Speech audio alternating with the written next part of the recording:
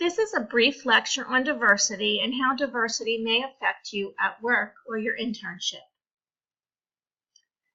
Diversity is of growing importance in the United States because over the last 50 to 60 years, there have been some changes that have affected the workplace.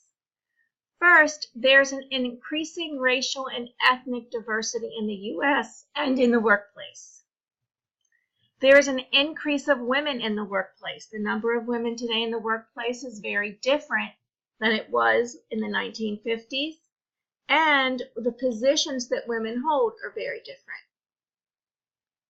And there's generational differences, and the majority of what we will discuss in this lecture all regards generational differences.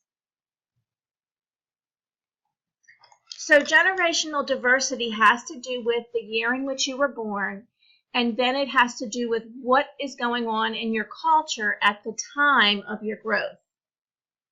It's important because there are vast differences in the way people think and their commitment to work and to others, and it will affect the way you interact with your peers or your colleagues at work. Internal diversity relates to those items that are internal, they're born to you. Those are things like your sex organs, whether you're male or female sex organs, XY chromosome, XX. It's your race and other elements that you have that you're born, whether you're left-handed, right-handed, anything that is internal to you. Then there are external dimensions, and those are acquired through your culture or your lifetime. And two examples would be the amount of education you have, where you get your education, and your religious beliefs. So those are examples of cultural aspects that are dimensions of diversity. So how do you leverage diversity so that it benefits you? You need to understand yourself, and you need to seek to understand others. If you understand who you are and what your beliefs are and how you feel about different groups of people, that's very helpful. And to seek to understand others is helpful also. Most of the time when there are issues with diversity at work, it's because one person doesn't understand the differences in another person. And that lack of understanding often leads to fear and anger. So just by understanding people and respecting differences, it helps actually to leverage diversity and have different people work together.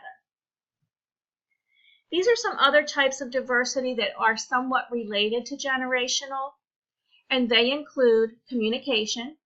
Different generations communicate differently. Their expectations are different. Different cultures also communicate differently. There's value of family and work. Different generations have different values and how they balance. Individualism versus collectivism means, do you think it's best to do what's best for the individual, or is it best to do what's best for the whole? And there are differences in generations, the way that's thought.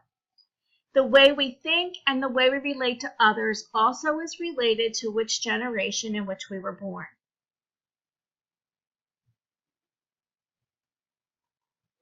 So one way generational differences occur is it's based on what you experience as you're growing.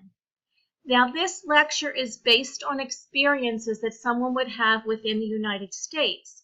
So if you are someone who's born in another country, you're going to have to try to think about what happened in your youth and your stages of growth that would have affected how you are. Because people from different countries and different cultures, because they have different experiences, the generational differences might look different. Generational diversity and the differences often appear in work ethic and commitment to work. And they often show up in relationships and how relationships are developed, either within work or outside of work. So these are the generations we're going to discuss today because all of these generations may be in the work site. There are probably very few veterans left in the work site because they would be 78, would be the youngest they would be, and very few people at that age are still working. They are slowly retiring. And next gen, they're not quite in the workplace yet, but if they were born in 2000, they're going to be 18 this year, which means they're coming to college next year, or they're going to be getting full-time jobs next year. So though you could possibly be working with next gen. Most of you are on the cusp of being a millennial or a next gen. As we're talking about the differences between the two groups, you're going to have to decide whether you are a millennial or you are a next gen. And when you get to the reflection on this assignment, if it asks you about being a next gen and you're not a next gen, you need to answer it as if you are a millennial. And if you were born earlier than that and you're older, then you won't be a next gen and you'll answer it based on whatever generation you're in. So I'm going to talk about some things that happen during the different stages, and you need to realize that there's overlap as we're talking about these. People who are veterans experience some of this, but people who are older than veterans could have experienced this also, and that's going to become pretty obvious when we get closer to your age group. So veterans went through some really important issues. They went through world wars. Black Tuesday was the crash of the stock market. And so they are very different in the way they perceive work. I will give you an example of my grandmother. She was born in 1901. And when she passed away, and my aunt, who was born in 1898, passed away, and we were cleaning out her house, we found canned goods stored in the basement. Unbelievable amounts of canned goods.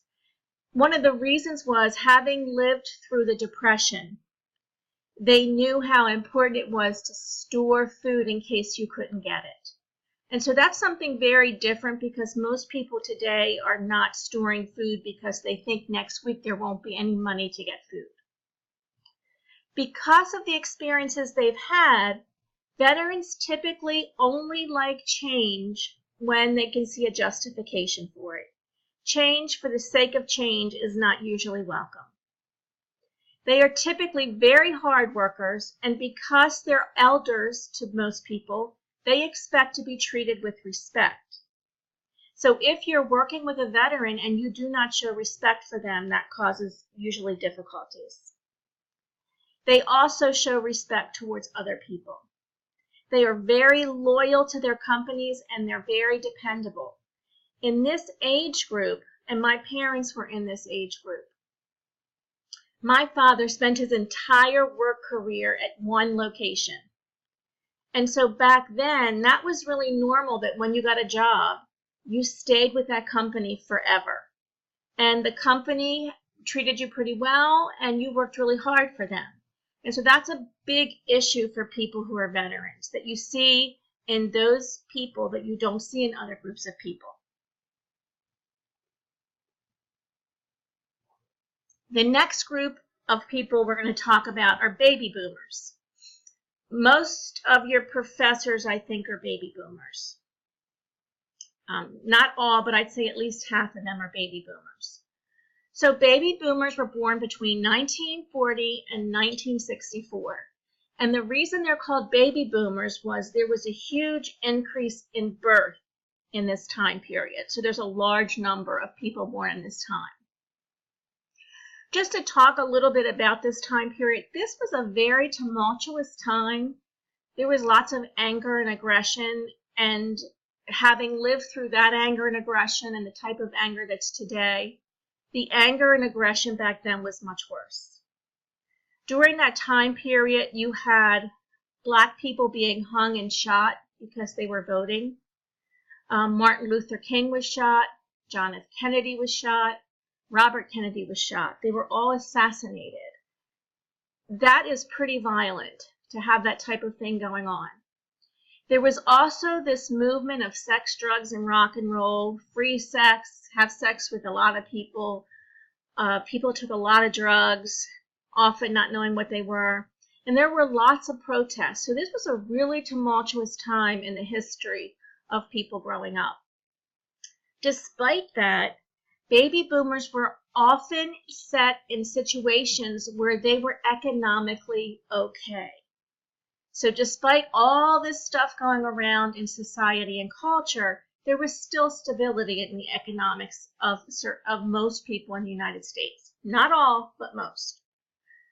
Baby boomers, one of the things people complain about with baby boomers is it's all about me or all about them, and they're very opinionated and judgmental, and that is often difficult for younger workers to deal with. Baby boomers are workaholics. They work overtime. They do not have family work balance. They are they think being fair at work is extremely important. And when things are not fair at work, they have difficulty with that. They are very customer service oriented. They expect workers in their office to provide customer service, and they expect to receive customer service. And so just to give you an example, when my son was young, we went in some place to buy something, and the person was on their cell phone and did not even acknowledge us. And I left. I'm like, I'm not spending my money here. This is ridiculous. And so it's interesting because now as he's gotten older, he also expects customer service, which is not true of a lot of people in the other age groups. We don't like conflict, and I keep saying we because I am a baby boomer. We avoid conflict. We hate conflict. We like to go that extra mile. And again, we've lived through very tumultuous times. Imagine within a couple years, a president and 2 leaders of human rights being assassinated in the United States. And it happened in a very short period of time. That's just unheard of at this point in time in history. So the next population the next generation we're going to discuss is called Generation X. And they were born up through the 80s, from 1964 to the 1980s. They have very diversified values. They look at things very differently. Now, again, I'm a baby boomer, but I've lived through all of this. And some of you are Generation Y, and you may have lived through some of this. Their values are very diverse. They like diversity in people. They like diversity in the workplace. They like getting feedback, but they don't like to be closely supervised. They don't like someone to stand over them and say, do this, do that, do this, do that. They are the first generation to enter the workforce that truly valued a balance between work and family or work and play. They're very teamwork oriented. They're very resourceful, and they think globally. They're not intimidated by authority, and they have poor people skills overall. This generation is the first generation to not really feel 100% commitment to any employer. They're willing to improve themselves for the benefit of themselves. They're not willing to improve themselves for the benefit of the corporation. And I want to talk a little bit about why. The photograph in the bottom right-hand side has to do with the closing of steel mills and also the closing of auto makers in the United States. During this time, a lot of blue-collar workers, for example, my father was close to retirement. It did not affect him. But steel workers, people who worked in factories where cars were built, they lost their jobs. And this is the first time that really happened in the history of the United States. A lot of people lost their homes or were on unemployment who would never, ever have imagined being on unemployment. The bottom left-hand photo, which, again, I lived through this, it's hard to even imagine. Those are lines of cars to get gas. In this era, we lived through a time where there was a gas shortage. You would get in, there was an odd and even gas day. There were limits on how much gas you could get on any one day. You could get 10 gallons sometimes. Gas stations were often closed because there was a gas shortage because of an oil embargo in the Middle East. And so people stood on, we just sat in line, and you would get in line maybe 6 o'clock in the morning knowing you weren't going to get gas until 10. And there was always the risk that the gas station would run out of gas before you got there. This is also an era where we went through the impeachment process for Nixon. And Nixon was not impeached because he resigned before the Congress could vote on impeachment. But this was the Watergate era. This was the era where lots of questionable behavior was identified in the politicians. First, Agnew was terminated. He was the vice president. They put Gerald Ford in, and then Nixon was going to be impeached, but he resigned. And so all of that, for the first time, even though it wasn't the first time that there had been political behavior that was not moral, it was the first time that it had been put out there for people to see. And so again, that was a big aspect of what happened during that time period. So the next generation are the millennials, and in reality, you are millennials. Now again, Generation X has lived through this, and the next gens have lived through some of this. So there's some overflow here just to see. I'm going to talk about the photographs on this slide first, and then we'll talk about who millennials are. So millennials are the first group of children and young adults that lived through terrorism. Before you were born, people did not have these high levels of security at the airport. You didn't have to go through metal detectors. There wasn't a concern about planes flying into buildings or chemical warfare in the United States. So most of you were probably in elementary school, maybe the end of elementary school when 9/11 happened. And that totally changed the way people felt in this country and how safe people felt. The bottom right-hand corner is what computers looked like back then. And millennials were the first group of children to have computers in their homes. And if you think back to when you actually had access to a computer, it's probably different than when I had access. There really weren't computers around until I was in my 20s. And so the first time I actually owned a computer, I was in my 30s. Whereas my son growing up, by the time he was 6, he had his own computer because he kept crashing mine. So, but that's what computers looked like back then. They were big and bulky. And what you see there is the PC part of it, where the processors and all are, is the big part. The screens were that deep. And then what you don't see is the keyboard because it got cut off in the slide. The other photograph here is the Supreme Court Justice Clarence Thomas and Anita Hill. One of the big pieces that happened during your time period of growing up, and you may not remember it, but what happened was when Clarence Thomas was recommended for the Supreme Court, Anita Hill came forward to report him for sexual harassment. And there was a huge case with the Congress investigating them. It was very negative. I remember watching it consistently. The questions that were asked of Anita Hill and the way she was treated by some of the Congress people who are still there was unbelievable. But again, that was another piece of it to show this disparity in the way women and men were treated, what sexual harassment looked like, and it was just coming to the point where people would actually feel open to even report it. So those are some examples of things that may have affected you as you were growing up. And because of those things, you are very goal-oriented and you have very high expectations. You would like to move up the corporate ladder faster than what is probably realistic.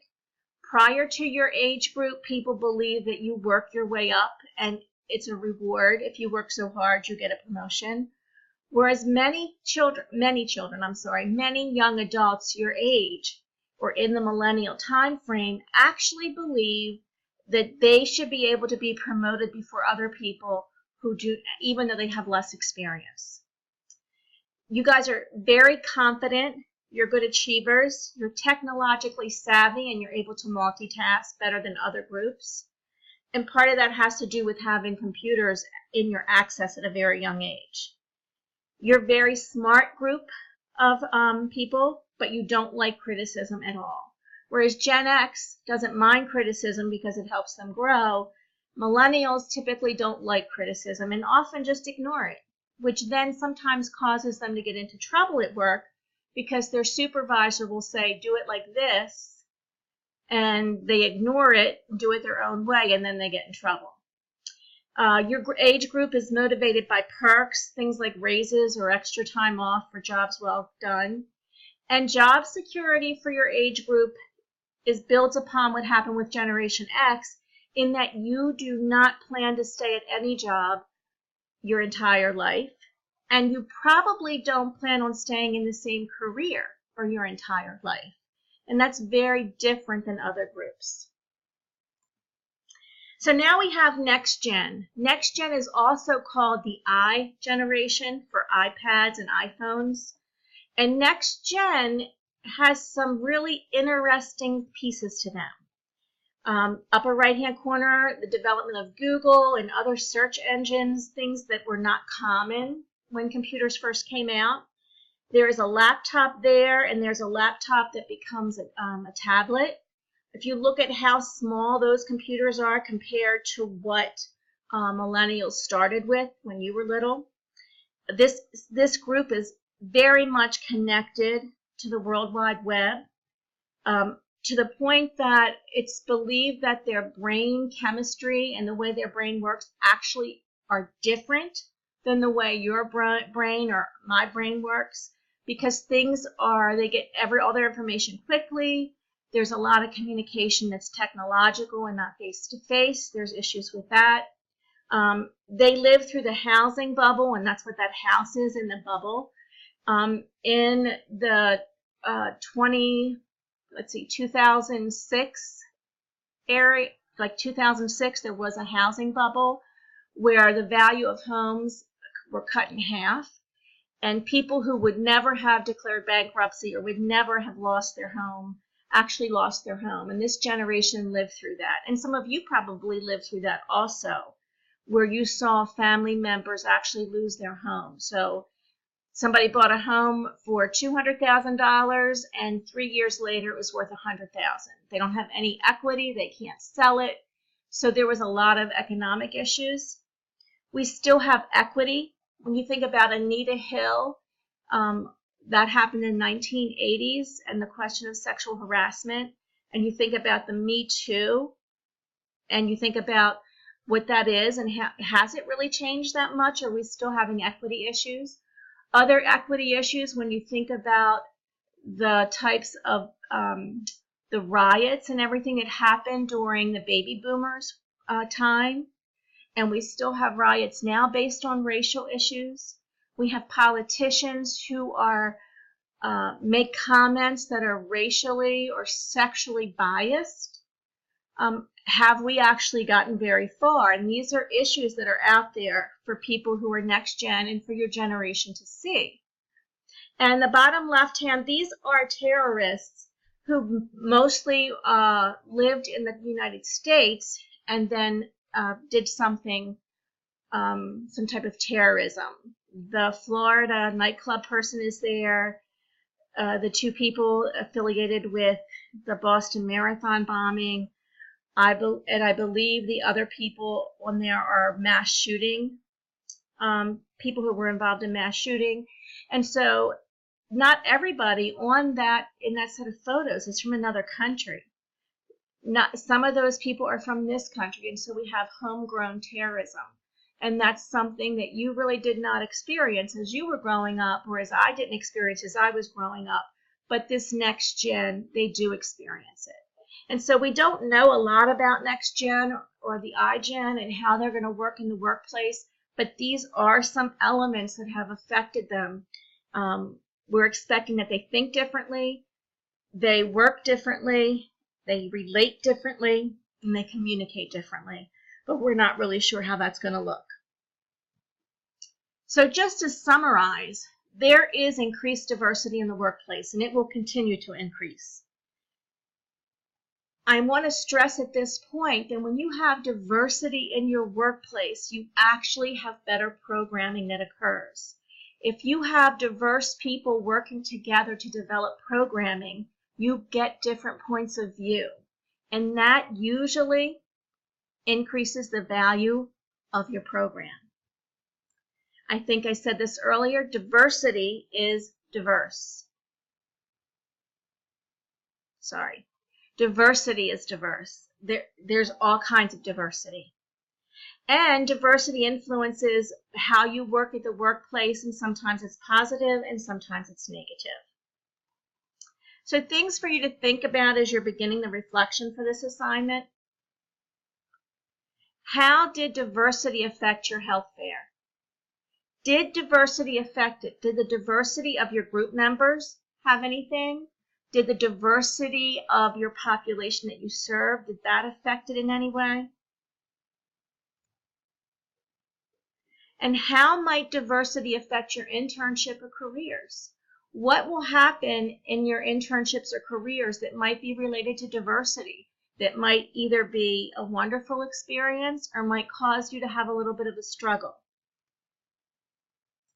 And how might diversity affect program planning?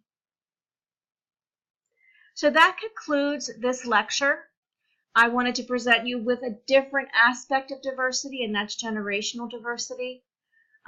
Good luck on your reflection assignment, and I hope you're able to use this material in your internships and careers.